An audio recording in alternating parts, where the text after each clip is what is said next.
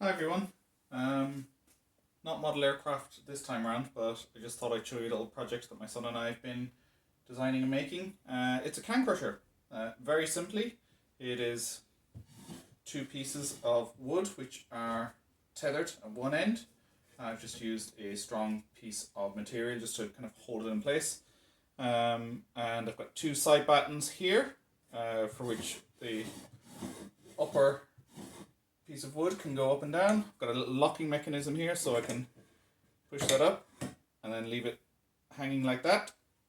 On the bottom I've nailed on two pieces of aluminium extrusion, L-shaped aluminium extrusion, and in there I can put the can. So if I just take a can and just give it a little bit of a pinch on either side, drop that in there, lift this up and take the lock off, and we have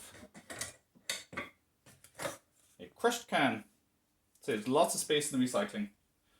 Very simple little project. So if you ever need to crush cans, it's an easy way of doing it. Thanks for watching.